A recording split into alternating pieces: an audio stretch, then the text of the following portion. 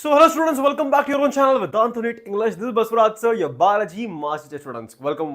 Good evening all of you students. Now, before we start the class students, quickly let me know the chat right now if I'm audible and visible to all of you students. Quickly let me know the chat right now if I'm audible and visible to each and every one of you students. Now, before we start today's class, let me show you some images and let me ask you a question. Okay. Students, tell me how many of you have seen Bryophytes in your real life? Raise your hands. Raise your hands. How many of you have actually seen a Bryophyte? Raise your hand, all of you. Raise your hands quickly, students. Quickly. If you have seen Bryophytes in your real life with not any image, live face to face with a Bryophyte. If you have seen, students, because if you have seen any of these in real life, let's say there is a concrete wall, and on that concrete wall you can see some green color patch work. Or you might have seen this whenever there is a floor on the concrete floor, in the crevices, in the gaps, we can see some kind of green structure. That is a Bryophyte. You might have seen such beautiful images where the entire forest floor is covered by small, tiny, green color substance that is not a grass. That is a Bryophyte. So students, let me ask you the question one more time. How many of you have seen Bryophytes in real life? Raise your hands, students. Raise your hands. How many of you have seen Bryophytes in real life? Quickly raise your hands right now if you have seen Bryophytes. Because students, let me tell you, you might have seen Bryophytes, but you might not have seen them. But trust me, once you understand Bryophytes, once you see the beauty of Bryophytes, you cannot take your eyes off them. Okay, so let me start the class with a very simple introduction to the world of Bryophyte, or would I say division of Bryophytes. Okay, students. So let me show you some images to get the interest going. Shall we, students? Shall we? See, students. These are called as Bryophytes. Look at them. How beautifully crafted they look. They look like a small island. They look like, green color leaf-like structure on the floor. See, look at them, students. Look at them. These are your liverworts. And as a matter of fact, this one right here is called as Markantia, which is already given in your syllabus. Okay, so look at this beautiful image of a Markantia close up. Because see, this is given in NCERT. This is what I'm showing you, but this is the actual thalli of your Bryophyte. Now I used a word, students. Just now I used a word called as thallus or thalli. Does anyone know what is the meaning of a thallus? Anyone, students? I say the plant body here. The plant body here is said to be thallus. Thallus. Why? What is the meaning of thallus? Or what do I mean by, even in the case of algae, I used a word called as thallus.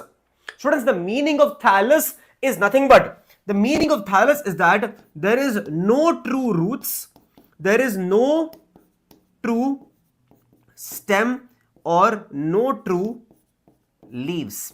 There is nothing true here. Everything is fake world. Okay. So there is no true root, stem, or leaf. Such a plant body is called as thallus, and thallus body is not at all differentiated. Now students, in this class, if you watch till the very end, it's my promise, you will understand every single line of NCERT.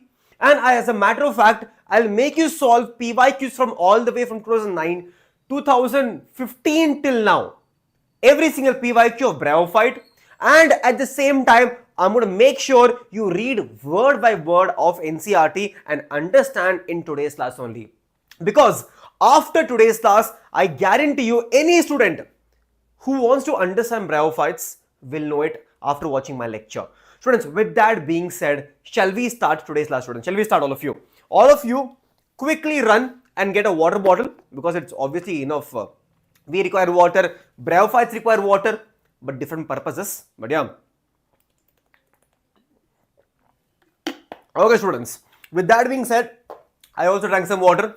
Let's Bryophytes also drink some water, and let's start the class, students. So this is a Markantia image. Here, students, all of you might be able to see some this round structures now here. Hello, Christina, welcome.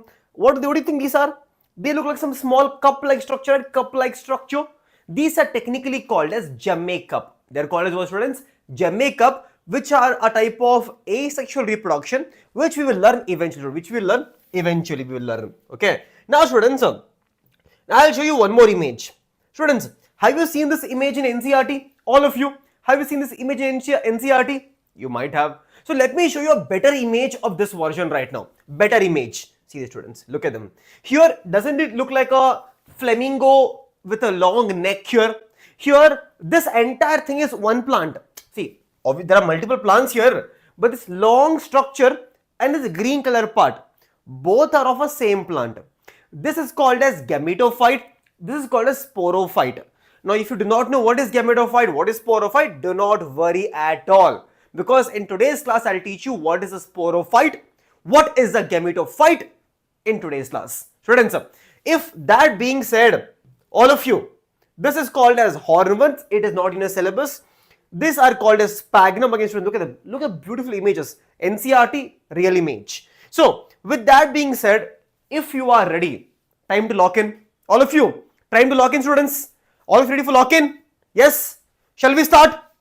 All of you, can I get some fire emoji in the chat to let me know? Yes, sir. We are ready to learn today complete Bryophytes from scratch. If you have not watched my algae video, quickly watch that also.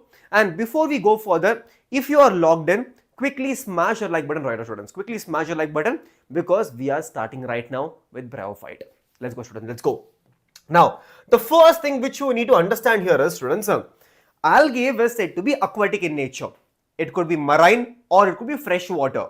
Students, can anyone tell me algae? Did we have three different classes? Yes or no? All of you remember? Tell me what is Rhodophytes, students? What is Rhodophyce, all of you in the chat quickly? What is Rhodophyce? Red algae. Phaeophyce? Brown algae. And Chlorophyce? Green algae. So all of these algae were generally found in the aquatic environment. Now, but as the evolution took place, right? All of you know the evolution, right? All of you know the evolution. There is always algae first. Then we have bryophytes. Then we have pteridophytes. Now, this is the algae evolution. Now, as we go from algae to bryo, students, the tree which you see around you are trees. Around you, gymnosperms, angiosperms, all this large mango tree, papaya tree, all that.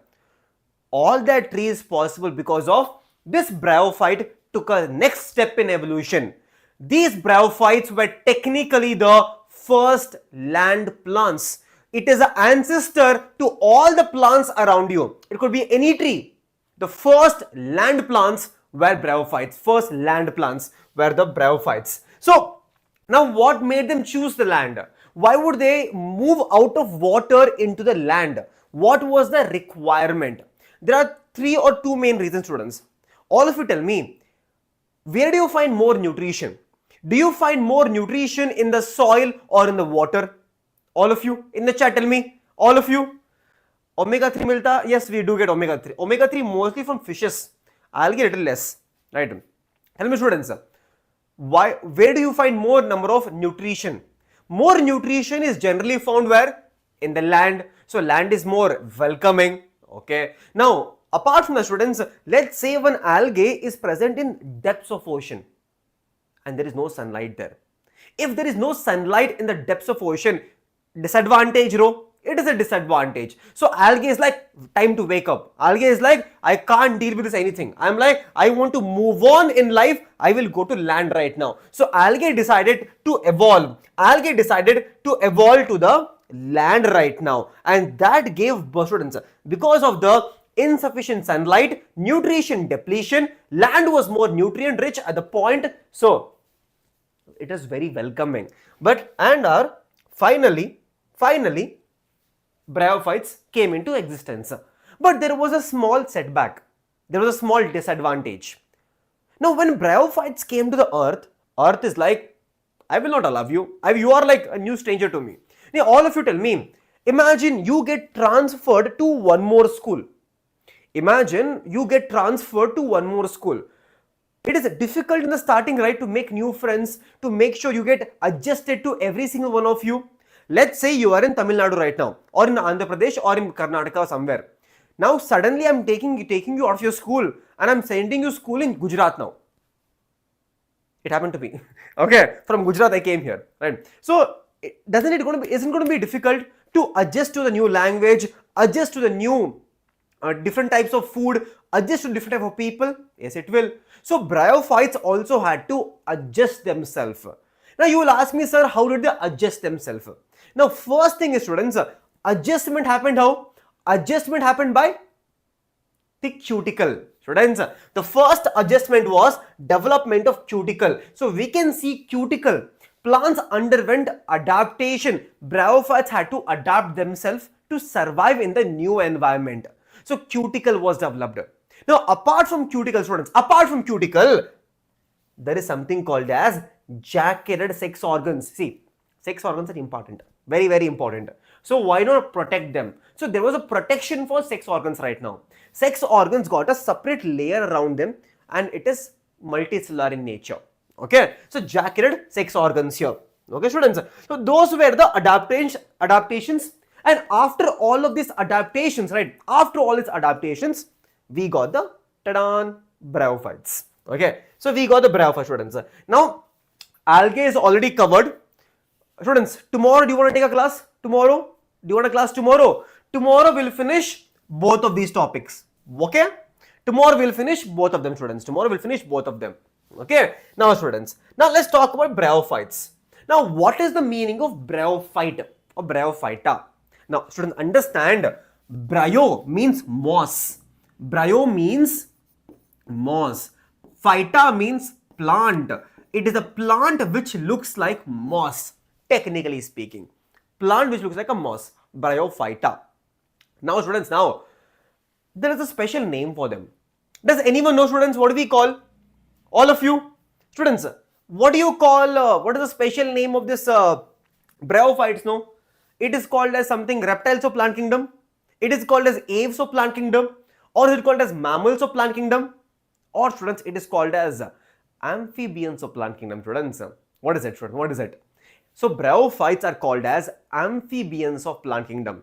Now you might ask me why. Let me tell you one simple answer, students. They need water to make babies. Very simple. The reason they are called as amphibians of plant kingdom is that because they need water to make babies. Now what do I mean by that? Understand. Okay. These plants live on land. Live on the land. But they require water for sexual reproduction. They require water for sexual reproduction. That is basically, students, that is basically what? It is basically fertilization. For fertilization purposes, they need water. They need water here. So that is why they are called as amphibians of plant kingdom. They are on land, but also on the water. Here plus somewhere there, somewhere here, they are called as amphibians of plant kingdom. Students, clear all of you? Clear? They are called as what? Amphibians of plant kingdom right now, students. Now what is their habitat? Generally, do you find in desert? Do you find them in Antarctica? Do you find them in Australia? What is the general habitat, students? Do you find them in water? No. The main habitat of Bryophyte is that they are found in the damp, little bit watery, shady places. Like on drug dealer it is, like a drug dealer. Drug dealer, student, drug dealer. So they are found in what? They are found in moist, shady places. Very shady, very shady business. Very shady business, okay? So they are found in moist, shady places. Wherever there is a bit of water around it, it is a much more damp area, we can find them. Water, right? Moist, shady areas, okay? Now, students, you might have observed whatever images I showed you till now.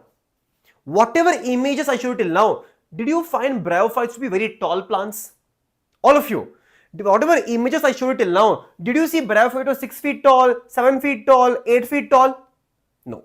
All the Bryophytes are technically very, very tiny. No, if you see any image right now, whatever image I showed you from starting till now, all the Bryophytes are very tiny.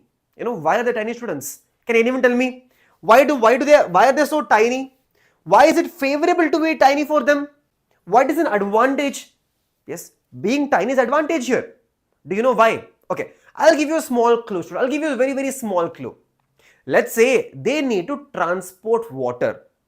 They need to transport food. If they have to transport water, if they have to transport food, but these structures do not have something called as what? Students, what do they don't have, students? All of you. Tell me, students, I will teach you line by line, don't worry. Tell me, do you think they have xylem and phloem? They do not. So, what is the use, students? What is the use of being so tall if there is no mechanism to transport water?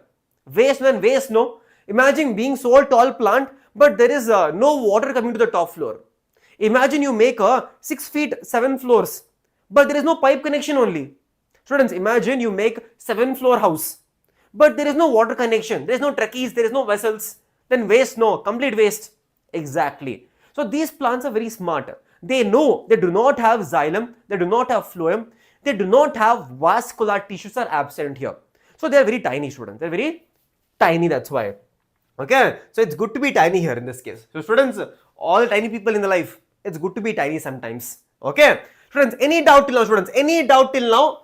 Whatever we have studied till now, any doubt till now? So all of us know that bryophytes are called as amphibians of plant kingdom because they need water for fertilization and they're found in moist, shady places. And we understood right now they're very tiny, very tiny. And the plant body is called as thallus. Now, what is the meaning of thallus? The meaning of thallus is that there is no proper root, no proper shoot. Very simple as that. The plant body is not differentiated. Okay, as simple as that, students, as simple as that. Now let's talk about, now whatever you have learned about bryophyte, let's compare it to a typical plant. Now students, let's compare a bryophyte to a typical plant. Do you find any similarities here, students? Do you find any similarities here, students? Any similarity? Exactly. The bryophytes, students, what? Bryophytes are very what? Bryophytes are very small. Bryophytes are very small bryophytes. Okay. Why? Because they don't have xylem and phloem. Right. Now students, do they look alike? Bryophytes in these plants? No. They do not look alike. Then why do we call them plants? Because they have chlorophyll, obviously. Okay. Because they have chlorophyll, obviously, students. Now, let's look at the plant body. Let's look at the plant body right now. Now, the thallus mainly can be of two types thallus here. This is a thalli. This is a thalli here. Now, what is the meaning of thallus? All of you know what is thallus now? Okay. Now, students, if you look at this forget this top part. Forget the top part, that is your 6 organs here. Just look at this part here. Doesn't the plant body look much more horizontal in nature? Yes or no, students? It is much, let's say, this is the soil here. This is the soil. Now, these plant body, the thallus is very close. It is growing very close to the plant body is very close to the substratum. Yes or no, students? Yes or no? It is growing, let's say this is the soil, all of you. If say this is the soil, all this plant body is just growing like this, very parallelly to the substratum. Now that is called as horizontal plant body, also called as prostate plant body, students. That is called as what? Prostate plant body. It is much more what? Horizontal to the surface. It is horizontal to the soil or substratum. Now other plant body is called as erect plant body. Erect plant body, students, is much more vertical. It is much more vertical. Now that is the two types of plant body you find in the case of bryophytes. Very simple, students. Let me show you much more better images to understand, students. Now, do all of you see this one, students? This one is what? This one is prostate, flat. Can you see it is like a leaf-like structure. It is much more flat, very close to the surface. It is flat structure here. Now, on this plant body, we can see the development of the 6 organs also here. Here we can see the archegonia head. In this we have archegonia. Here we have antheridia here, right? Antheridial head, archegonial head. So these are the 6 organs which I will teach you in the next 10 minutes. Okay, students. Now, you can see this is the erect plant body. This is the erect plant body in the case of your thallus of bryophyte. So thallus of bryophyte can be prostate or it can be erect here. Both possibilities are present in the case of bryophytes, students, bryophytes. Now students, now I want all of you to focus very well right now. Now if you look at bryophytes, they have something called as, see, let me just draw, students, here. This is the plant body of a bryophyte. Okay, it is also called as dorsiventrally flat. Now what is the meaning of dorsiventrally flat? The dorsiventrally means what? They have a dorsal side and a ventral side. Okay, they have a dorsal side and they have a ventral side here, students. Please remember, the thallus here has, they have a dorsal side and a ventral side here, ventral side, students, ventral side. Okay, dorsal side as well as ventral side, students. Now if you look at the lower side, here we can see something called as what? On the lower side, students, on the lower side we can see something called as rhizoids. Rhizoids are root-like structure present at the bottom here. Now they can be unicellular or they can be multicellular. This I'll teach you when I go into particular topics. When I talk about, let's say, Markantia, what is present in the case of your mosses, that is funaria, we'll discuss there much more. Okay, so here we on the lower side we have the rhizoids here. Now students, I'll show you a better image, students. Can you see here? On the, we have rhizoids on one side.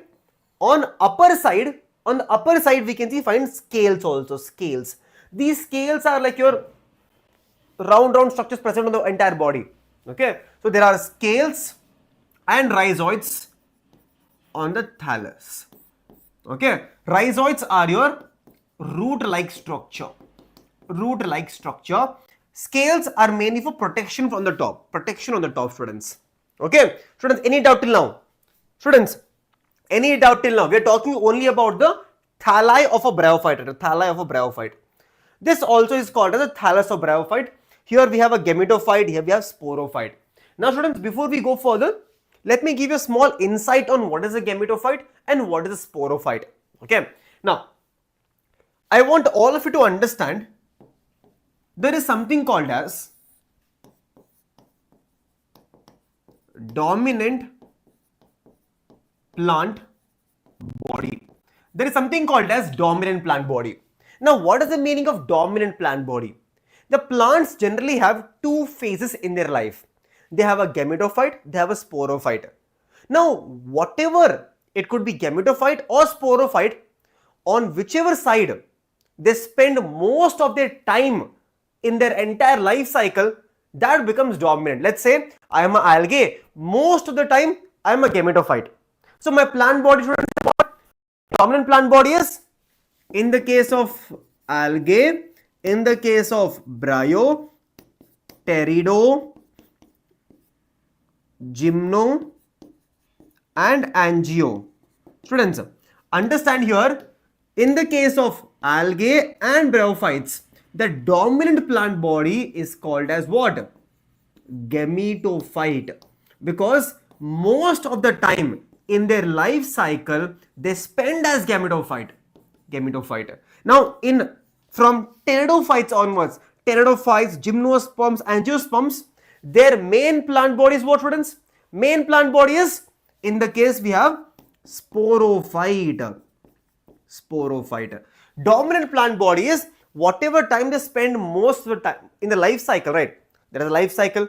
In their entire life cycle, let's say 80% of time they are gametophyte. Then that is a plant body, main plant body. Let's say they spend 60% as sporophyte, main plant body. So whatever amount of time they spend more, right, in whichever part, it could be sporophyte or gametophyte, that becomes their main plant body. Clear, students? Clear, all of you? Now, I want all of you to understand here, gametophyte plant body is always haploid in nature, while sporophyte plant body is diploid in nature. Sporophyte plant body is diploid in nature. Now, this haploid plant body is there, right? This gametophyte will always produce what? Gametospores. All of you in the chat, tell me. Gametophyte will always produce what? Always produce gametes, while sporophyte will produce spores. Students, don't worry, we'll come back to this. When I'll do the life cycle, you'll realize. When we do a life cycle of your bryophyte, life cycle of pteridophyte, you will realize whenever it is gametophyte, when it is sporophyte, you will understand much more detail there. Okay, but for now, just remember this much. Main plant body in the case of algae and bryo is gametophyte. Haploid plant body, it produces gametes. Pteridophytes, gymnosperms, angiosperms. Main plant body is sporophyte. It can give you spores. Now students, understand when we come to bryophytes. Now when we come to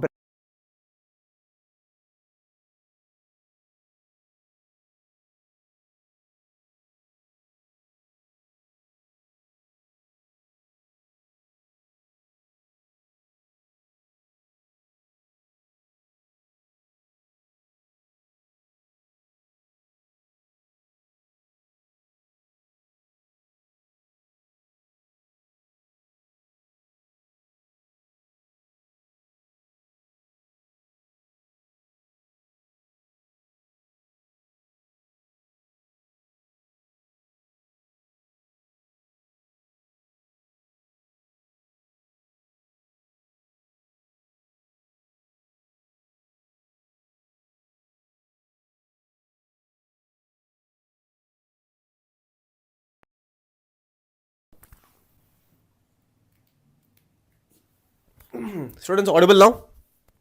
Students, audible? All of you? Audible, audible? Audible? All of you, am I audible right now? Yes? Am I audible right now, students? All of you, please smash the like button. All of you, am I audible right now? Sound check, students, sound check. Okay, perfect, students, perfect. Now, in this plant body, I want all of you tell me which one, this structure here. This structure here, is it a sporophyte or gametophyte? This top part coming up like this, here everywhere. What are these structures, all of you? Are they sporophyte or gametophyte? Students, quickly in the chat, tell me. Are they sporophyte or gametophyte? Quickly. All of you. Are they sporophyte or gametophyte? These structures here, students. These structures here, they're called as what? They're called as what? Sporophyte of bryophyte, which are diploid in nature. And this green color which you see here at bottom, this is gametophyte, main plant body. This is right here is the gametophyte, which is haploid in nature. This right here. So these are the gametophyte in the plant body of your bryophyte, and these regions at the top are called as sporophyte. Now, do all of you have a mental image of what is a sporophyte, what is a gametophyte? Because trust me, if you just look at NCERT, might not understand. But right now it is clear to all of you. Yes, this right here is the gametophyte. The top part is called a sporophyte. This takes a lot of time for me to teach students, but all of you can understand on one go. Very good. So sporophyte, gametophyte, sporophyte on top. Done, students, done. Now, students, which is the main plant body here?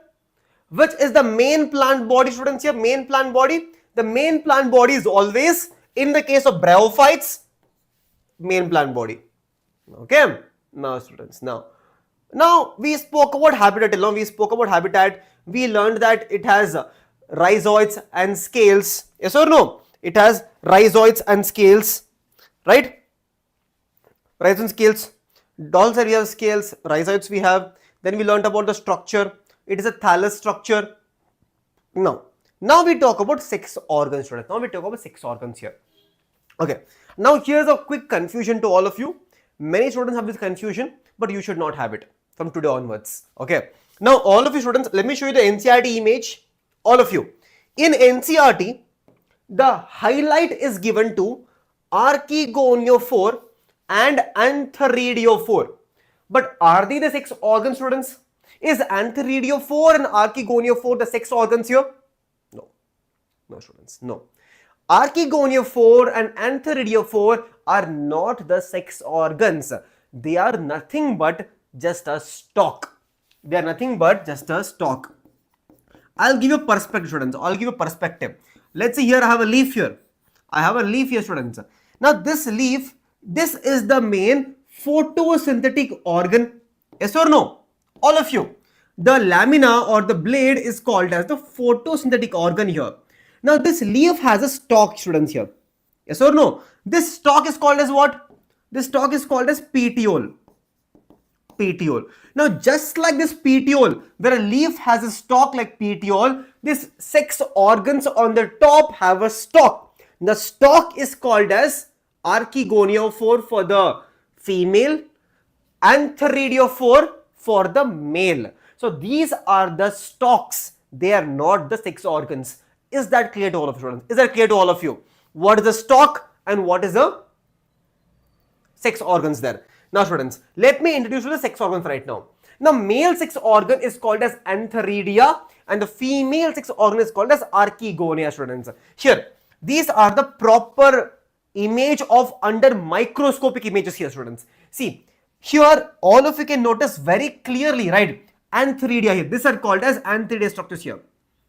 Antheridia structures, students. Antheridia structures. They are said to be pear-shaped. Technically, they are supposed to be pear-shaped. They are supposed to be pear-shaped structures here. Now, students, in this antheridia, right, there is something called as androcyte, which can produce something called as, from this antheridia, we will get something called as biflagellated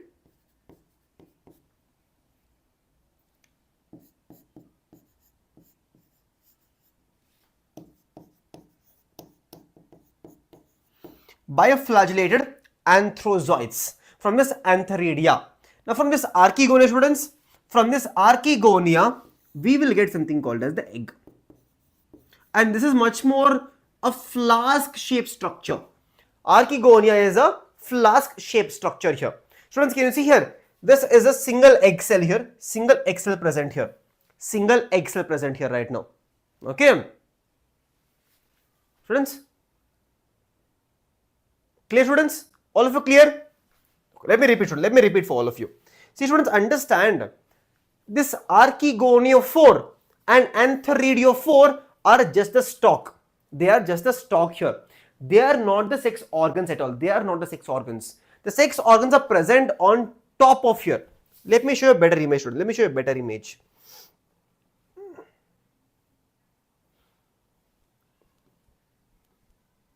Starting ahead, I guess. Students, see this. Do all of you see? This is the stalk here. On this stalk, we have antheridial archegonial head here.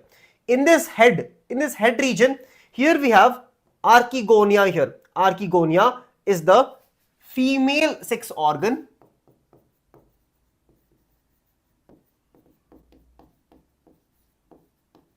While here, students, can you see here? This is the antheridial head here. Can you see, students? It is much more flask shaped. This is a pear shaped here. This is supposed to be flask shaped like this. Flask shaped like this. Okay.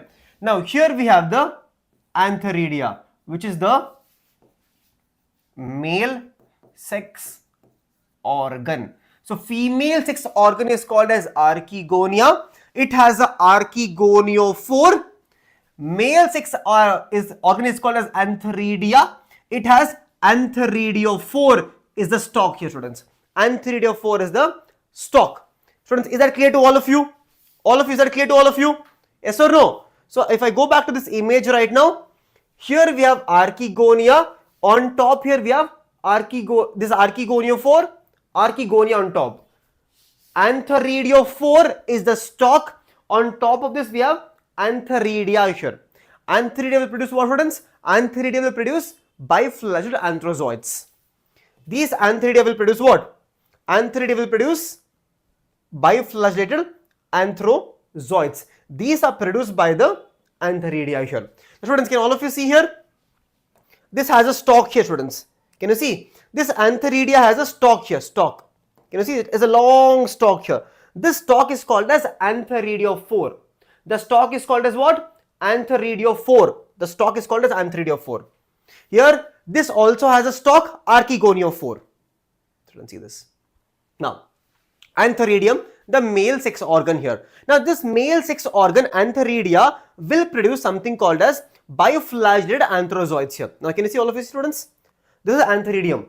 Here all of you can notice here we have a stalk here.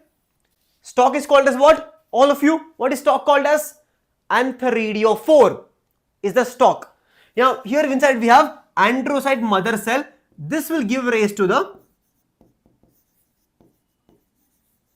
biflagellated anthrozoids. So all of you should know the difference between what is the anthrozoids, what is the antheridia, and what is antheridiophore. Clear all of you? Antheridiophore is the stalk, antheridia is the sex organ, while the anthrozoids are what? Anthrozoids are the gametes here. Gametes, or the sperm in this case, equivalent to human. So these are the gametes here. These gametes will go fuse eventually. These are the gametes here, students. So gametes, sex organ, stalk. Students, similarly, biflagellated anthrozoids. Can you see? Andrometres will undergo mitosis to produce androzoids. Why mitosis? Because haploid to haploid. Okay. See, female gametophyte, it has a stalk here. Archegoniophore is the stalk. It has archegonia, the female sex organ here. It has a gamete inside. It is a flask-shaped structure. It has a gamete inside, a single egg inside. See, this is the structure here. Can all please see, students? It has a stalk, egg, ventricle canal cell, neck canal cells, cover. Now during fertilization, this will open up here. This will dissolve. All these cover cells will dissolve here, and this anthrozoids will travel up and go inside. During fertilization, whenever there is water. Students, can you see? And students, let me ask all of you a simple question. All the biflagellated anthrozoids, these structures, they are swimming in water and reaching the archegonia, and it is undergoing fertilization here. This anthrozoids and this egg are fusing here. So students, tell me, the zygote formation, does it happen on the antheridia or archegonia? In the chat, students, in the chat, all of you, where do you think the zygote formation happens? Zygote formation happens in the antheridia or archegonia? Students, obviously, humans also happens in female only, right? Humans also, it happens in female. So here also the same case here.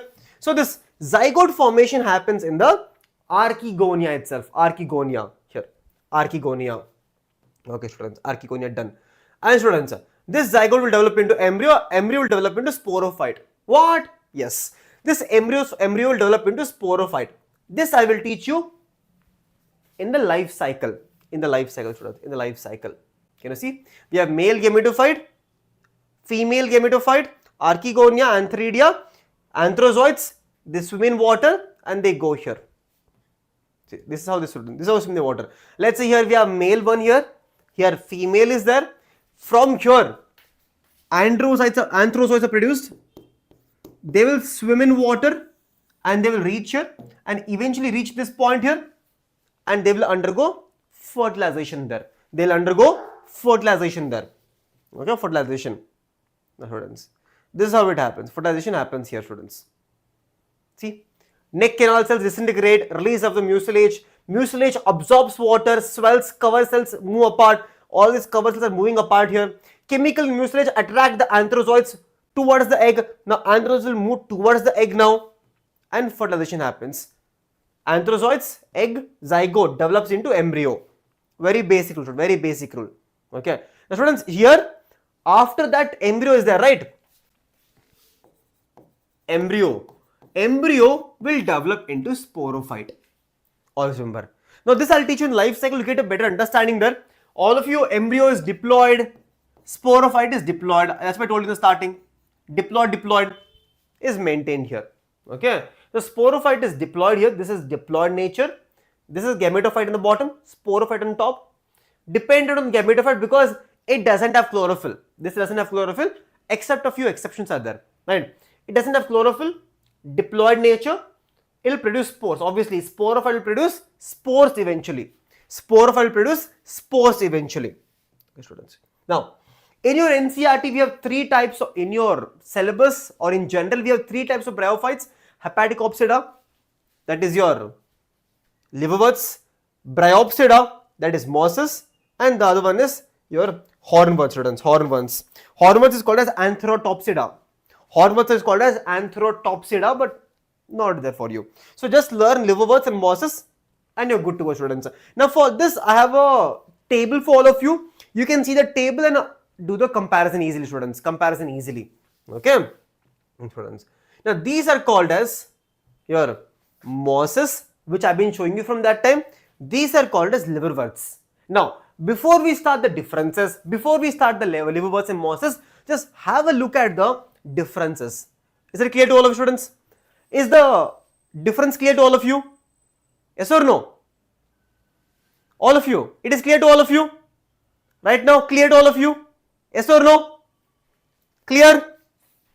You can see the difference right now? Yes or no? All of you clear? You can see the difference right now only? Now you can see the difference. Very easy, you can see the difference here. Moss and liverworts. Okay. Now students, we'll talk about liverworts first. Now, why are they called as liverworts? Because they look like liver. Okay. They look like liver here. Okay. They look like something like this. They look like a liver. So I don't know which liver is this, students. I don't know what is. I'll tell you economic importance. It is a liver. Apparently, it is a liver. Okay. This plant body here. This is the gametophyte, sporophyte and all, but this is this is the sex organ, but here we have the plant body. Okay. Now students, now this will come to later. Students, understand, this is the food seed, this is the sporophyte. Okay, sporophyte. A sporophyte is something called as elaters. These elaters will help in dispersal of spores. We'll come back to this later. I don't know why this here, students. Now, students, have you seen those structures? Students, have you seen these structures everywhere? All of you, have you seen these structures? They will be near drainage. They will be growing near drainage here, drainage like this. In a corner of a pipe, they'll be growing everywhere. Small leaf-like structures. You might think they're leaf, but they're not leaf here. Okay. These are liverworts here, students, liverworts. Now, what is liverworts? Thallus is undifferentiated, obviously. Thalloid liver. Thallus is dorsiventral. It has a dorsal side. It has a ventral side. All of you remember? Dorsiventral means what? It has a dorsal side and a ventral side. Dorsal side and ventral side, they're covered by what? Scales and rhizoids here. Okay. Dichotoms can be branched. It means they can show branching here. Two branching like this. Okay. Thallus is dorsiventrally and closely oppressed to the substratum. Now, what is the meaning of this line, students? What is the meaning of this line, all of you? All of you. This is the soil here. Right above the soil here. Right above the soil, we can see the liverworts like this. Liverworts. They are very close to the soil. Benefits is coming. Okay. Now, leafy members have tiny leaf-like appendages in 2 rows. Now, let's say there is a leafy member. Leafy member arise like this, something like this, in 2 rows. Leafy members are present in 2 rows like this, 2 rows like this. Okay. Stem on a stem-like structure. Rhizoids are unicellular rhizoids. Okay. So all this you need to know. I have a table for all of you. Learn the table, you're good to go for bryophyte, liverworts and mosses. See here. Rhizoids are unicellular and unbranched here. See. Reproduction, students, reproduction, all of you know. Vegetative by fragmentation, asexual by gemmae-cup formation. So here we have something called as gemmae cups. Inside this gemmae cup, there is something called as gemmae bud on the inside. Gemmae bud on the inside here. Gemmae bud on the inside. Okay. So with the help of gemmae cup have green multicellular asexual buds. Okay. So gemmae cup, see this is a cup here. Inside the cup, we have gemmae bud. That bud can grow into a new thalli. Okay. The bud can grow into a new thalli. Gemmae germinate to form a new organism. That is asexual reproduction in the case of Marchantia. See this? Can all of you see, students? This is called as a thalli. It is dorsiventrally flat. It has rhizoids on the bottom here. It has scales on the top. Scales on the top here. It has gemmae cup with gemmae bud here. Now let's say this is your female thalli. A female thalli has the archegoniophore, archegonia, In this archegonia, there is an egg cell. There is an egg cell here. Okay, students. See here, they are dioecious in nature. Now, what is the meaning of gemme is not zygote? Gemme is not zygote. Gemme is asexual. Zygote is the result of sexual reproduction. Zygote is the result of sexual reproduction. Gemme is a asexual bud. Imagine on the plant body, students, on this plant body, there are gemme cup-like structures. These are basically cup-like structures which has the bud on the inside, asexual reproduction, new plant. Okay. Now, students, see this. Now, what is the meaning, students? What is the meaning of di? Di means 1 or 2. Di means what? Di means 2, right? Di means 2. Escheus means thallus. So, in the case of liverworts, we have 2 thalli. We have male thalli and female thalli. Male thalli will have antheridia, antheridia, anthrozoids. Female thallus, students, female thallus will have what? Female thallus will have archegoniophore, archegonia, egg cell. So, students, if you remember here, when I was teaching you about fertilization here, this is an example of liverwort here. We have male thalli, female thalli in the case of liverworts. Two different thalli here. Okay. Now, students, let's talk about mosses. Let's talk about mosses, right? Mosses almost same, but little bit differences there. Okay. Students, these are called as mosses. Mosses here. There are 3 types of mosses in your syllabus. All of you. There are 3 types of moss in your syllabus. One is called as funaria. From that time I am showing you. Sphagnum, polytrichum, students. Personally speaking, my favorite right now is actually sphagnum for now. All of you, which is your favorite? Tell me in the chat. See, my favorite right now is sphagnum is my favorite right now. Sphagnum is my favorite. Okay, sphagnum. So, can you see, students? Okay, polytrichum. Sporophyte, gametophyte, sporophyte on top. Sphagnum here, peat moss. Students, see this. This is the plant body of a moss here. It has a green color part called as gametophyte. On top of the gametophyte, sporophyte is there, students. Sporophyte is there. All of you, gametophyte is haploid diploid. Students, gametophyte is haploid diploid. Gametophyte is always haploid. Sporophyte is diploid in nature. You can see, sporophyte has something called as foot. This is called as foot. Foot, seta and capsule. The sporophyte has foot, seta and capsule. It has rhizoids here. Rhizoids here. Now, students, rhizoids also have little bit differences there. Let me show you, students, here. Okay. Now, students,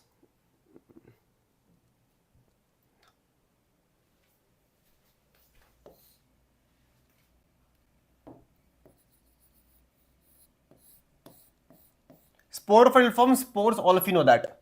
Okay. Now, students, understand here, the main difference between mosses and liverworts is that in the case of mosses, there is a stage called as protonema stage. See this, students.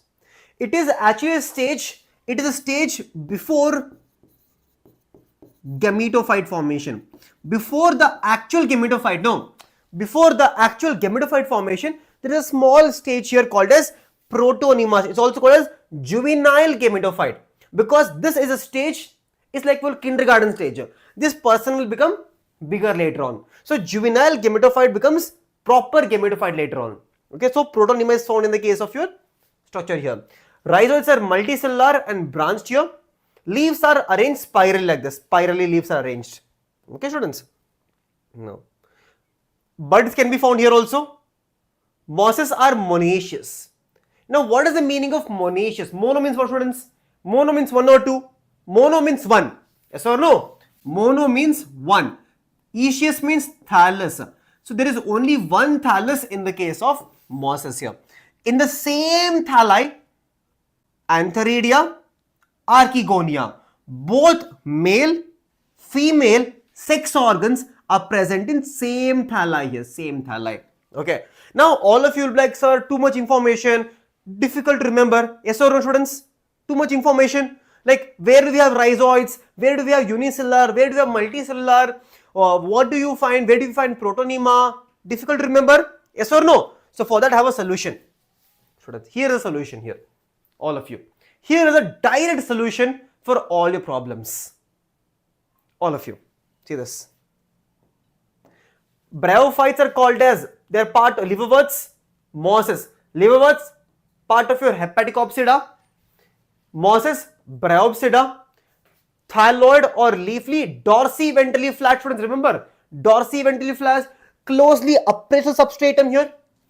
They are much more leafy, upright, and radial symmetry. They are much more upright structures. They are much more upright structures here. Upright leafy structures. They are much more upright leafy structures like this. These structures are dorsiventrally flat like this. Flat shaped structures. They are very close to the soil. Very close to the soil here. Very close to the soil. Okay. So, rhizoids are unicellular, unbranched here. Multicellular, branched. Thyroid, simple thyroid here. Complex leafy thyroid here. Sporophyte is short-lived here. Well-developed sporophyte. You can see, students, do you remember sporophyte in this thing I showed you here? Here, all of you remember this? If this was a structure here, on this leafy structure like this, there was a well-developed sporophyte like this. So no, which had foot, seta and capsule in the case of mosses. First stage, directly gametophyte we get, directly gametophyte here. But here we have a protonema stage. Before gametophyte, they are dioecious, male and female thalli, monoecious. Okay. Rixia, Markensia, Funaria, Polytrichum and Sphagnum. And Sphagnum also. And Sphagnum, students. Does that make it easy, students? Easy or not? All of you tell me in the chat quickly. All of you. Look at the board and tell me easy or not. First of all, tell me, students. Look at the board and tell me easy or not. All of you. All of you easy? Yes or no? Now, with the help of this, you can remember, all of you can remember difference between liver. All of you. Protonema is your young stage, present before your gametophyte. Okay. Here we can find Jamaica, well-developed Jamaica also can be found here. You can find here also, but here it's much more well established. Easy, right? Students, perfect. So students, before we go further, let me summarize everything what we learned till now. All of you. Okay. Now what did we learn, students? We learned that bryophytes, how they look like. Bryophytes look like this. Okay. Bryophytes look like this. Gametophyte, sporophyte on top. Okay. Now they evolved from algae. They evolved from algae to what? Evolved from algae to bryophytes. From water to land. So they came on land. But students, was the land welcoming? No. Land was not welcoming, obviously, students. Land was not welcoming. So they underwent adaptation. But why they moved to land? For more sunlight and for more nutrition, obviously. So they went adaptation. Cuticle and jacket sex organs here. What are bryophytes? Moss plants here, also called as amphibians of plant kingdom. And why are they called as amphibians of plant kingdom? These plants live on the land, but they require water for fertilization, sexual reproduction. They are very tiny. It's tiny to be good. Why, students? It is tiny to be good because these structures, they do not have xylem and phloem. So it makes sense to be tiny here. Makes sense to be tiny, no xylem and phloem. This is the plant body here. It has prostate plant body, it is horizontal plant body, or it can be erect plant body here. Erect plant body here. Okay, erect plant body. This is the thallus here. This is the prostate. This is the erect plant body. You can see, students, moss. This is a moss, right? It has the green leafy structure here, and on top it has a sporophyte on top.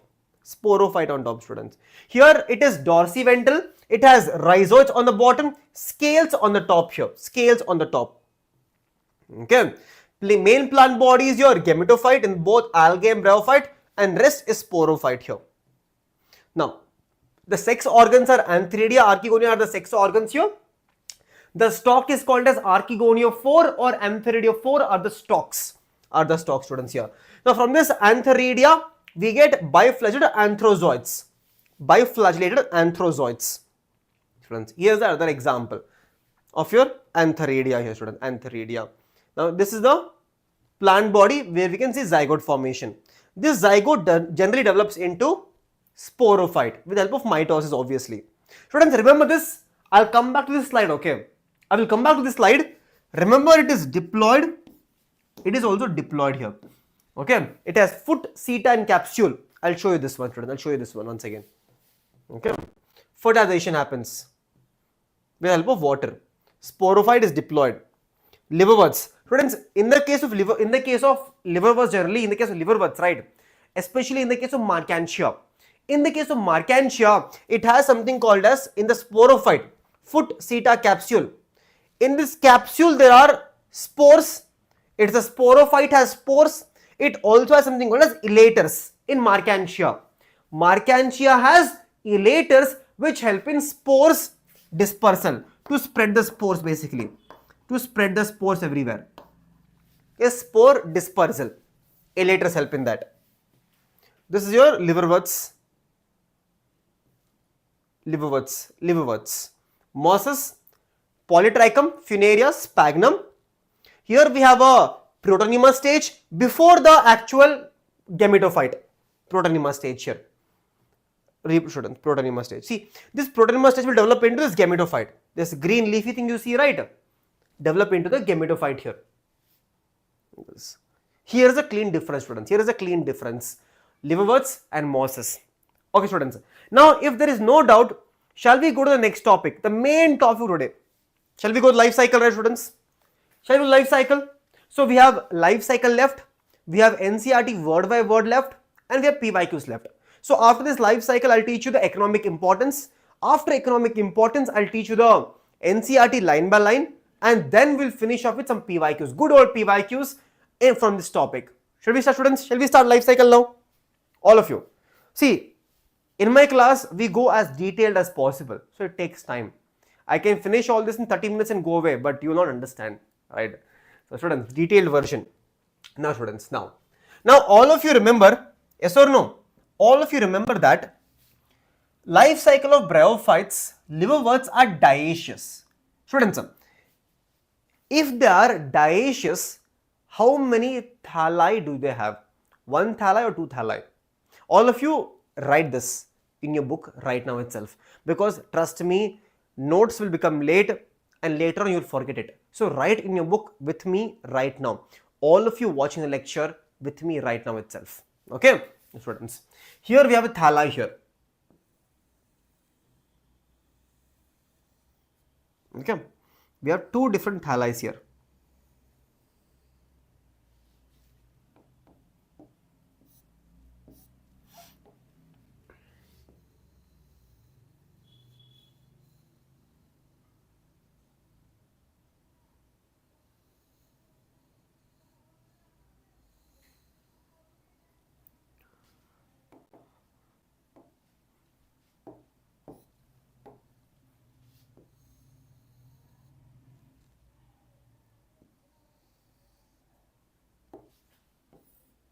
Let's call this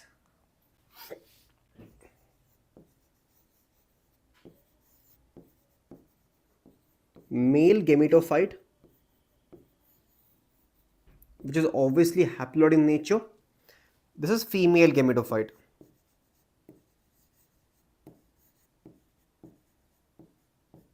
No, we'll do interchange.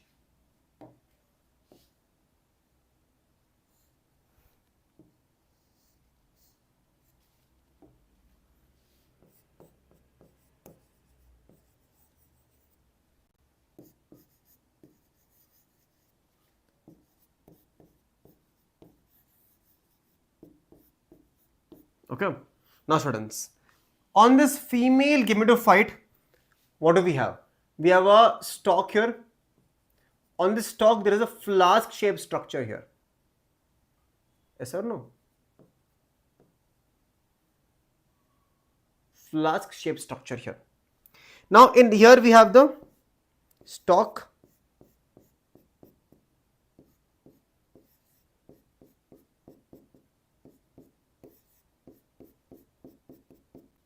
Now, what are these structures called as? This right here is called as what, students?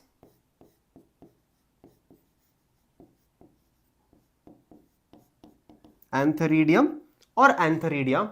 This right here is called as archegonia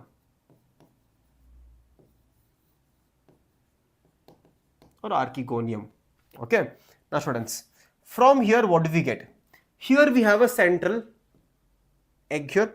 Now from here we get biflagellated anthrozoids.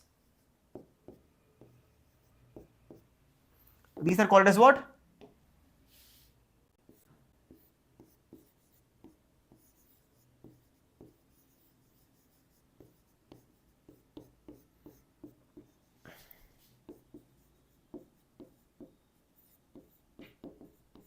Biflagellated anthrozoids here. Okay. Now students, these biflagellated anthrozoids, they will reach the egg here. Now a question arises, how do they reach? Do they have a medium here, students? Do they have a medium here? All of you in the chat, tell me. Yes, they do. Yes, they do. They will swim in water. Yes or no? They will swim in water and they'll travel here. They'll swim in water and they'll travel. Yes or no, students? They'll swim in water and then they'll reach here. Okay, students. Now, understand, all of you. Understand. Let me just erase this and make it a little down.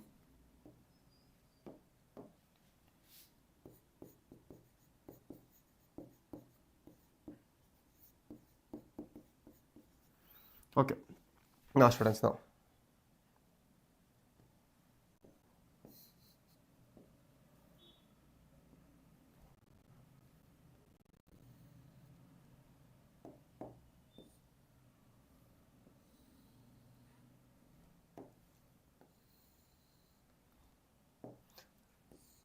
On this thala here, let's say there is something called as fertilization happening now. What is happening here? Fertilization is happening right now. Fertilization is happening, and on this female gametophyte, on this, students, I'll just do this for on this female gametophyte, which is obviously haploid here. Here we right in the middle, students, what do we have here? Right in the middle we have a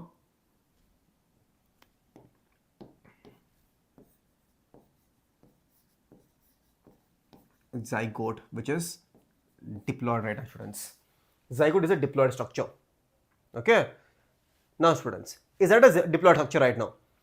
Any doubt till now, students? Any doubt till now? Male gametophyte, female gametophyte, antheridium, archegonium, biflagellated anthrozoids. Here we have the egg cell here. They'll swim in water. They'll reach here. Fertilization, zygote formation, students, zygote formation. Now what happens? Now this zygote undergoes mitosis. Obviously, the zygote will develop into something called as embryo, and this embryo will develop into what now? What will be the development of embryo right now? Understand, students, understand. Now let's draw the gametophyte again. This right here is the female gametophyte.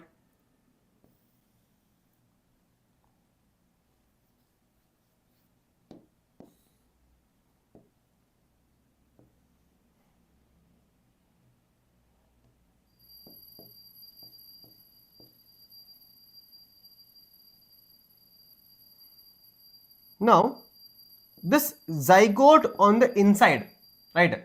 This zygote here will now develop into a multicellular structure here. This zygote here will develop into a multicellular structure.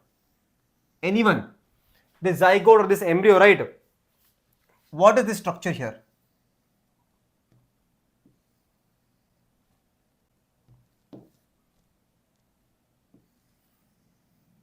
Anyone? What is the structure this embryo is developing into? Anyone? Anyone, students? What is the structure here? All of you tell me. What is the structure here? This multicellular structure. See, this is female gametophyte. This is female gametophyte here. Here we have the archegonium. Obviously, archegonium is present here. Archegonia. This structure here, which has a foot, seta, and capsule here. This structure here is called as sporophyte. Now, all of you can understand here by very simple means that it is diploid here. Embryo is going to be diploid obviously because of only mitosis happening here, students. Mitosis happening here. So, this sporophyte right now will also be diploid in nature. Sporophyte will also be obviously diploid in nature. Sporophyte is obviously diploid. Because ploid is maintained because of mitosis here. Mitosis. Now, students, what happens? Understand. All of you.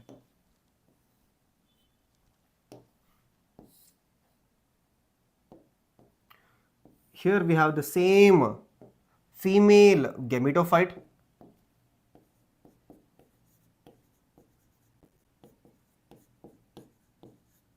Which is obviously haploid. Remember, students? Haploid. Gametophyte is always haploid. Yes or no? No. Here we have the archegonia. And on this archegonia, what do we have? We have the sporophyte on top. Now what happens, students? What happens? Understand, this is very, very important.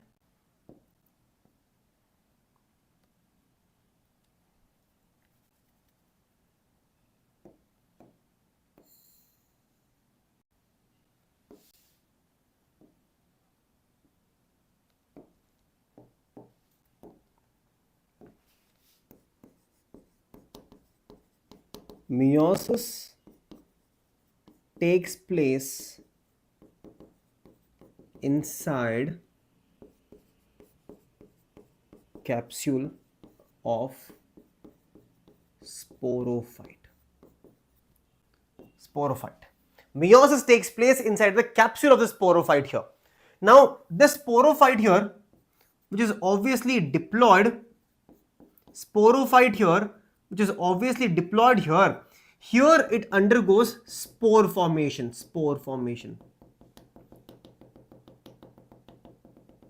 And students, in the same sporophyte, we also have the elaters. Remember, we also have the elaters here, which help in the dispersal of this spores, elaters here. Okay. Now, from here, what do we get, students? We get the spores. And students, tell me, here if meiosis is taking place here, what will be the ploidy of spores, students? What will be the ploidy of spores? Tell me, students, what will be the ploidy of spores right now? All of you. These spores are going to be what? From diploid sporophyte to haploid spores. And spores, the best part is, now these spores will develop into a female gametophyte, male gametophyte, or develop into a female gametophyte. And that's how haploid to haploid is maintained. And how is this happening? Because of mitosis, obviously.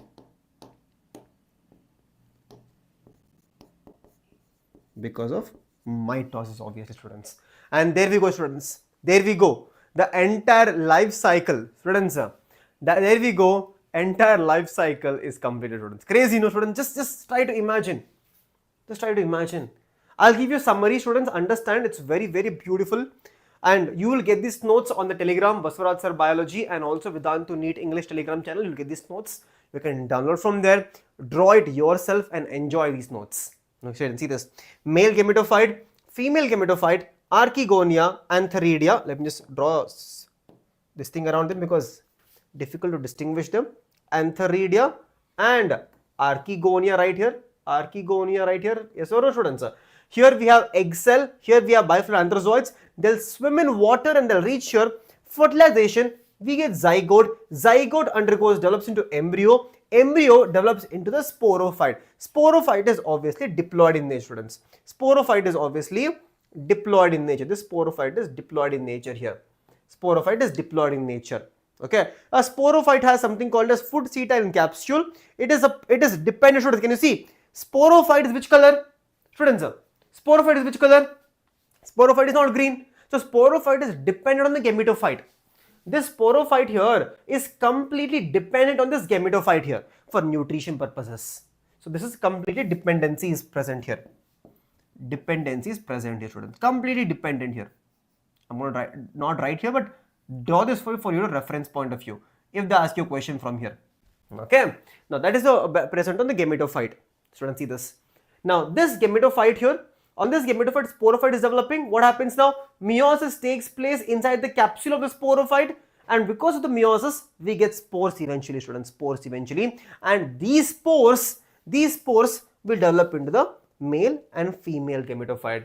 Students, tell me how beautiful is the life cycle, all of you students. Tell me. All of you tell me how beautiful is the life cycle. Crazy, you know, students. Just I'm going to move aside, take a screenshot, tag me on Instagram, and I'll repost also. A beautiful diagram of your life cycle of your liverworts, which are dioecious in nature. All of you, dioecious in nature. Now, students, now let's understand for mosses now. Mosses also same thing, nothing so different here. The main difference is that I'll teach you one by one. Here it says monoecious, students. Here it says monoecious. So if it is monoecious, generally speaking, in monoecious, we have, students, mono means what? All of you. Mono means one. Yes or no, students? Mono means what? One here. So here what happens is that we have only one thalli here. We have only one thalli here.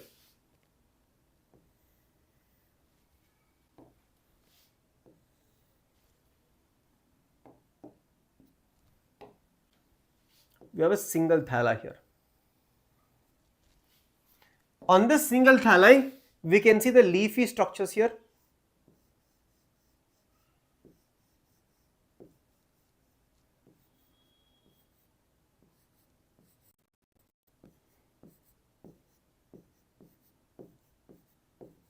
We can see the leafy structures here. Okay.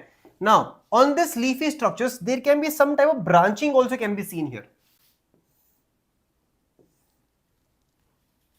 Branching can be seen.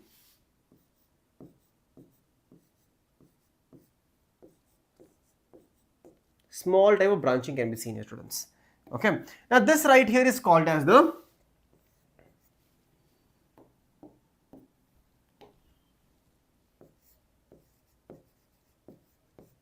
gametophyte here. Gametophyte is always obviously haploid in nature. Gametophyte, students, obviously haploid in nature, gametophyte. Okay. Now, students, on the same thalli, right, same thalli, let's say I have a antheridia somewhere here,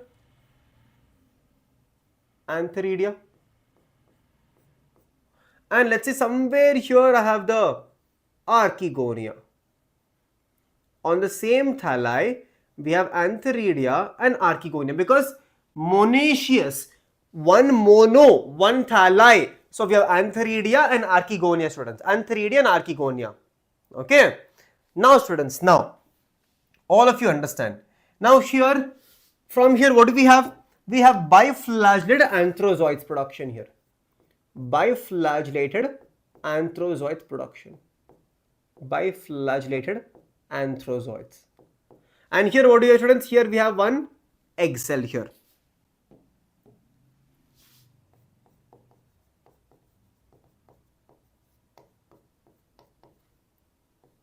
And here we have an egg cell. Now what happens, students? Now what happens? Now obviously, because of the presence of water, these anthrozoids will swim in water. Anthrozoids will swim in water and they'll reach the egg, right now, students? They'll reach the egg. Yes or no, students? They'll reach the egg. Now that will result in what, students? That will result in what? That will, students, let me just draw one simple diagram now. I'll not show very differentiated diagram.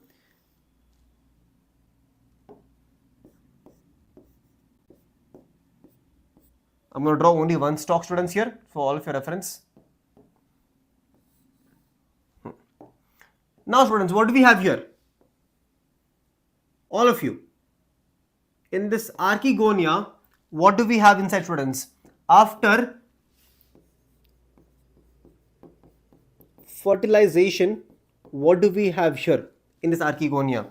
In this archegonia right now, we have a diploid structure called as zygote here.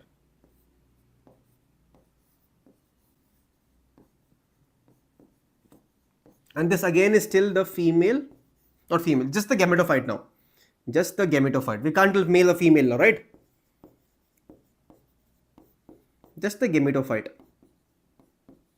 Here we can also see something called as the antheridia also present, obviously. Otherwise, you'll tell me, sir, it is missing. You threw away the antheridia, no respect only.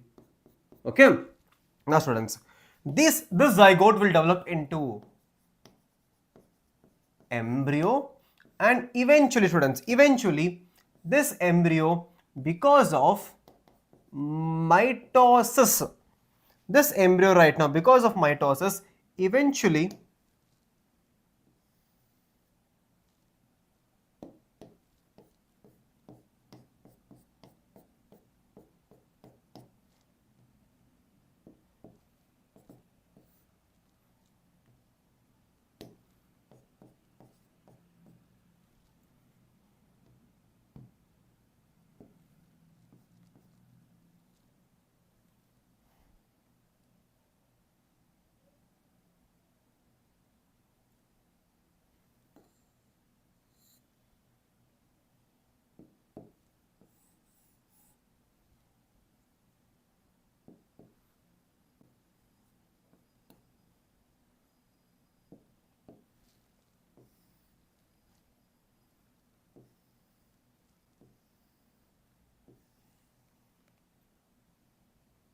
so what do we have, students, here? After mitosis, with foot, seta and capsule on this beautiful gametophyte, which is obviously haploid, we have a structure called as what? Structure called as sporophyte. We have a structure called as sporophyte, students. A structure called as sporophyte. Okay. Now this sporophyte is obviously diploid in nature. Sporophyte is obviously diploid in nature, students. As you can see, this sporophyte is dependent on the gametophyte. Sporophyte doesn't have pigment generally. Apart from few exceptions, generally doesn't have any pigmentation. So that is a gametophyte, students. Now again, what happens? Same thing. What happens, students? Meiosis inside the capsule.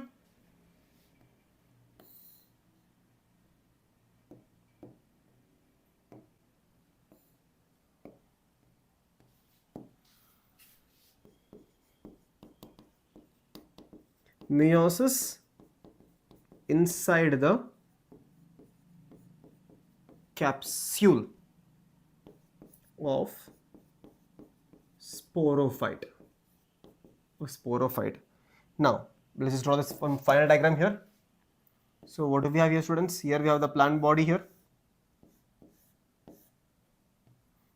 We can see the leaf-like appendages. We can see the branching here. Here we have the antheridium. Here we have the archegonium here. On this top of archegonium, we have the sporophyte here. Now what is happening, students, here? Inside the sporophyte, meiosis takes place, and because of this meiosis, it will result in what, students? It will result in spores. It will result in spores, students, spores. Now till here, it is almost same. Yes or no, students? Almost. See, here we had one gametophyte here. Here we had two gametophytes. Gametophyte, zygote formation, mitosis, embryo, sporophyte, meiosis, spore, plant body. But here is a small twist. Now, students, what is the small twist here? The small twist is that, students, This spores, see this is a sporophyte, diploid, gametophyte, haploid. These spores are haploid, friends. Now these spores will develop into a much more multicellular structure called as protonema structure. They will develop into protonema, students. Into a protonema structure for this. It is filamentous. It is filamentous structure. So this right here is called as protonema.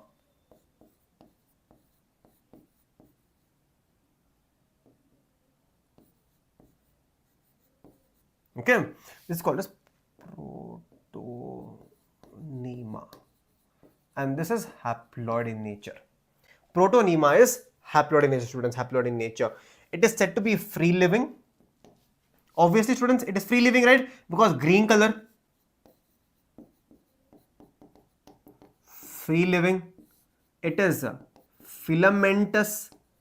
As you can notice, students, it is going to be filamentous here.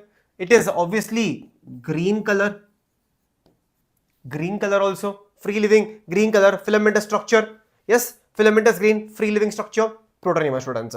Now what happens next? This protonema will develop something called as lateral buds. Let's say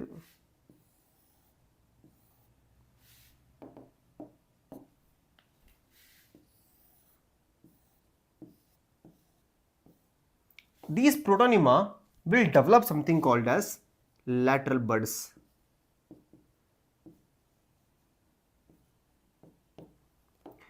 These are called as lateral buds.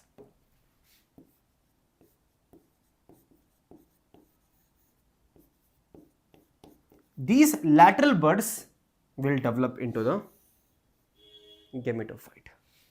And protonema is obviously haploid structure. So, but what happens here? Obviously, meiosis takes place now. Mitosis takes place. So that is the life cycle of your mosses, students. That is the life cycle of your mosses right now. Mosses, monoecious in nature. Life cycle are students. How many of you have learned botany this way? Tell me, students. Raise your hands. This way botany, how many of you have learned where beautiful you learn life cycle. Now once I read the lines of NCERT, it becomes so easy to understand. You are like, sir, NCERT is so easy, you made it so easy. That will be your comment today. Okay, students, see this. The only difference between your mosses and liverworts is that liverworts, what happens, we have two different thalli. Here we have only one thalli here. Here rhizoids obviously are going to be there here. Rhizoids also we have here. Here also we have rhizoids, obviously. Here also we have the rhizoids here. Here we have unicellular rhizoids. There we have multicellular rhizoids here. All of you know the difference, right? Liverworts have unicellular and branched, multicellular branched in the case of mosses. Okay. Now, apart from the students, same flow is there everywhere. The only difference is that in the case of your liverworts, the spores will develop into the male and female gametophyte. Okay. But here what happens in the case of your mosses, the spores develop into a filamentous structure here. This filamentous structure is called as protonema, which is free living, filamentous, green color, so obviously photosynthetic in nature. This will develop something called as lateral buds, and with the help of mitosis, it becomes into gametophyte eventually, students. So that is the beautiful life cycle of your mosses. Life cycle of mosses, students. Okay, so mosses, students.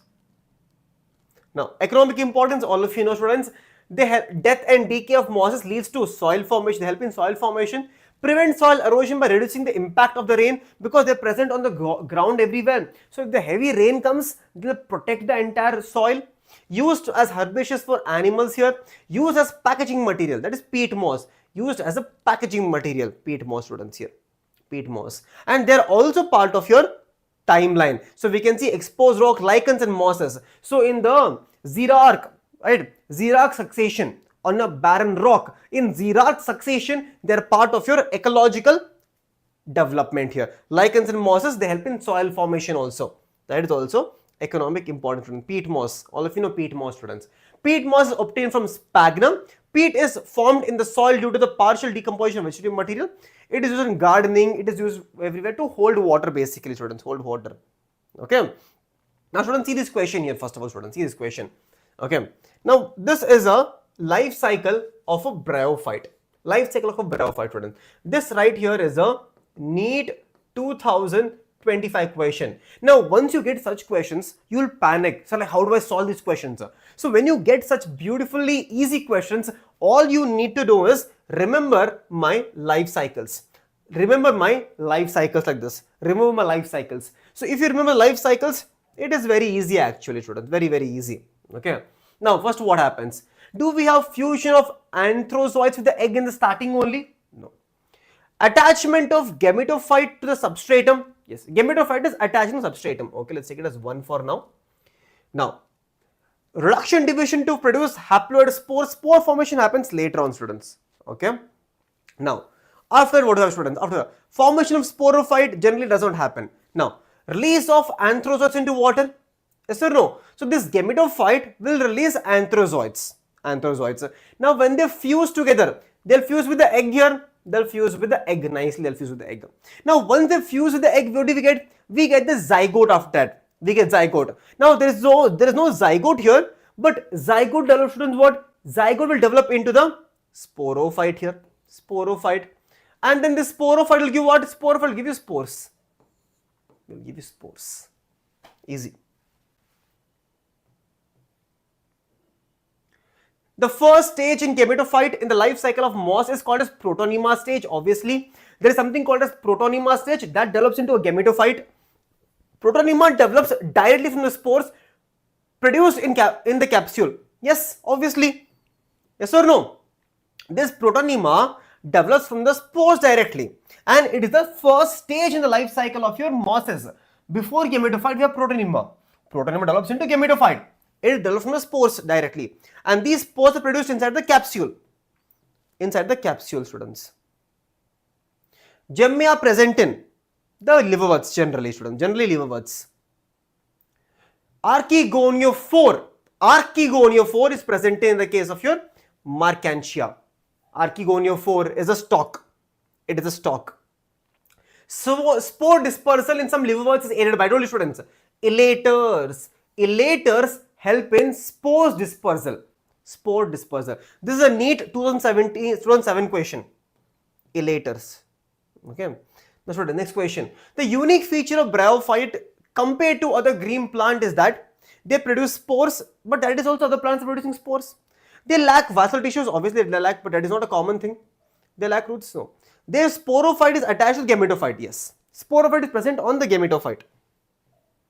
Okay, students, right? Sporophyte is present on the gametophyte. Now, students, I'll show you the NCERT.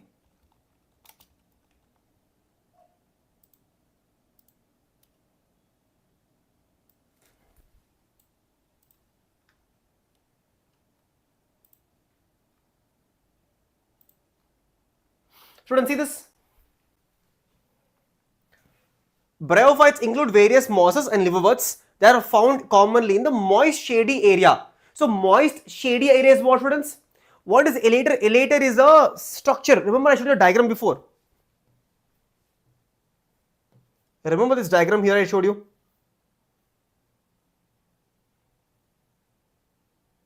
Sure. These are called as elaters here.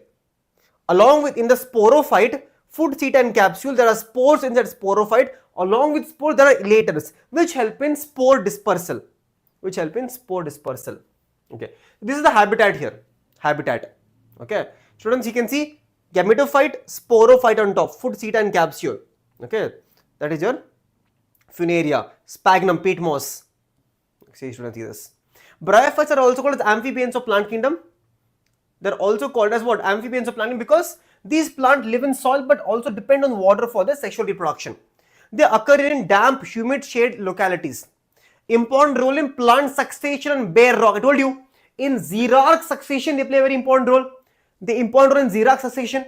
Yes or no? Xerarch succession. Okay. The plant body of bryophyte is more differentiated than the algae, obviously, because evolution is happening. It is thallus-like. Thallus is what? They do not have true root, stem or leaf. Thallus like. Prostrate or erect. Prostrate is horizontal, erect is vertical. Vertical. And attached to substratum by unicellular or multicellular rhizoids. Unicellular in the case of liverworts, multicellular in the case of mosses. They lack true root, stem, leaf. They may possess root-like, leaf-like, stem-like structures. The main plant body, students, the main plant body is what? Haploid, gametophyte. Bryophyte is haploid. It produces gametes, hence called as gametophyte, is the main plant body. The sex organs in bryophytes are multicellular, which have a jacket around them. Antheridium is your male, which can produce anthrozoids, biflagellated. Okay, the female sex organ is called as archegonium, flask-shaped, and a single leg. Anthrozoids are released into water where they come in contact with the archegonium. The anthrozoids fuse with the egg to produce the zygote. The anthrozoids fuse with the egg to produce the zygote. Anthrozoids fuse with the egg to produce the zygote here like this. Zygote structure. Yes or no? Zygote structure. Now, the zygote do not undergo reduction division. They do not undergo meiosis. They produce a multicellular body called a sporophyte. The sporophyte is not free living but attached to the photosynthetic gametophyte and derive nutrition from it. Here students, develops into a sporophyte. Sporophyte is not independent, it is dependent on the gametophyte for all the nutrition. Okay, some cells of the sporophyte undergo reduction division meiosis to produce haploid spores. These spores germinate to produce gametophyte. All of you, inside the capsule what happens? Meiosis happens. These spores germinate to give the gametophyte. Whole life cycle finished. Do you realize? Every single line of NCERT is covered in this life cycle. All of you. See here. Right? These spores germinate to produce a gametophyte. Now, bryophyte in general are too little economic importance, but there are some mosses provide food for herbaceous animals, birds and other animals. Sphagnum is your peat moss. Yes. Water holding capacity it has. It can be used for packaging material. Mosses along with lichens are the first organism to colonize the rocks in the Xerox succession. Yes. Ecological importance. They decompose rocks, making substratum suitable for the growth of the higher plants. Since mosses of the dense mat on the soil, they reduce the impact of falling rain and prevent soil erosion. Did we learn that? Yes, we learned that also. Liverworts grow usually in moist, shady areas, habitats such as your banks, streams, everything. The thallus is dorsiventrally closely oppressed to the substratum. It is very flat to the substratum. Okay. The leafy members are tiny leafy appendages in 2 rows of stem-like leaf. Asexual reproduction liverworts takes place by fragmentation. Formation of specialized structure called thalli. Thalli is asexual bud. Multicellular asexual bud. Okay. See students, which develop, see, these buds are developing where? These buds are developing in a cup-like structure called a Jammeh cup. So, buds are present in Jammeh cup. See there, specialized structure called as Jammeh. Okay. Jammeh are green multicellular asexual buds. Bud is different, which develop in a small receptacle called as Jammeh cup. So, Jammeh bud are present inside Jammeh cup. Okay. Now students, Jammeh detach from the parent body and germinate to a new individual during sexual reproduction, male and female. 6 organs are produced either on the same or different thalli. So, generally different thalli in the case of your liverworts. Right. The sporophyte is differentiated into food, seta and capsule. After meiosis, spores produced within the capsule. See, all of you, after meiosis, spores are produced within the capsule. I told you, within the capsule to form living gametophyte. So, spores are produced within the capsule, germinate into new thalli. Okay. Now, liverworts, mosses. The predominant stage of life cycle, see, predominant stage of life cycle of moss is gametophyte. It means what? Gametophyte is the main plant body, which consists of 2 stages. The first stage is called as protonema, told young stage. Protonema is the young stage here, protonema, young stage. Okay, which develops directly from the spore, protonema develops from the spores. Okay, it is a creeping green branched and frequently filamentous structure. Protonema, okay, which develops from the which develops from the secondary protonema as lateral buds. Oh no, one second students. Which develops from the spore. It is creeping green filamentous branching filament structure. The second stage is a leafy stage. The second stage is a leafy stage which develops from the secondary protonema as lateral buds. See students. Second stage is called as gametophyte, which develops from the secondary protonema in the form of from the lateral buds. Lateral buds from the secondary protonema to the gametophyte. Leafy stage. Okay, which develops from the secondary protonema as lateral buds. They consist of upright, this is the gametophyte now. They consist of upright, slender axis bearing spirally arranged leaves. Upright, spirally arranged leaves. Spirally arranged leaves. Okay. Now, they attach to the soil through multicellular and branched rhizoids. This stage bears 6 organs. So, this rhizoids bears 6 organs, antheridia and archegonia here. Antheridia and archegonia here, students. Vegetarian reproduction in mosses is by fragmentation and budding is the secondary into secondary protonema. In sexual reproduction, the 6 organs, antheridia and archegonia, are produced at the apex of the leafy shoot. They are present at the apex of the leafy shoot. See students, every single line of NCERT is beautifully converted to the diagram here. Apex shoot. Okay, apex shoot students, apex shoot. Shoot. After fertilization, the zygote develops into a sporophyte consisting of the fruit set and capsule. After fertilization, zygote develops into the sporophyte. Develops into the sporophyte here. Okay. Consisting of fruit set capsule. The sporophyte in mosses is more elaborate than in liverworts. The capsule contains spores. Spores are formed after meiosis. Spores are formed after meiosis. Meiosis inside the capsule. After meiosis. Spores are formed after meiosis. Mosses have an elaborate mechanism to spore dispersal. Okay. Example is Funaria, Polytrichum, Sphagnum. With that, we are done for today, friends. With that, we are done. Here is your homework question for all of you students. Here is your homework question for all of you. With that, Bryophytes is done and dusted. Students, do you want a similar detailed version for Pteridophytes and Gymnosperms also? If you want detailed versions like this, you need to subscribe to the channel, you need to like the video, you need to comment in this video. If you comment, we will make a detailed version of this tomorrow for Pteridophytes as well as Gymnosperms. I will teach you the most detailed version. Everything will NCERT will feel so easy after that. Okay students, these notes are going to be available in the Telegram, Basavaraj Sir Biology as well as Vedantu NEET English Telegram channel. Okay students, so my name is Basavaraj Sir, your biology master teacher students. Students, again I'm telling you, I have a class right now in next 8:30 DNA batch. If you're not a part of DNA batch students, it's a very wake up for all of you, because you need dedicated time slots, you need dedicated time in your life that I will study this today. I will study this today. That brings discipline. You need DPPs, regular DPPs, you need regular weekly test, you need unlimited doubt solving, everything in one batch, that is DNA batch. And I teach botany there, and rest assured students, if you're a part of my batch and I am there to teach botany, I'll make sure you don't even lose a single mark in your examination. Okay students, so bye all of you students, take care all of you, have a great day ahead. Notes are going to be available on Telegram channel students. Okay, so all of you students, how was the class? Let me know in the comment section. Science world, 0, hand, false, all of you. Let me know in the comment section how was the class. Thank you so much.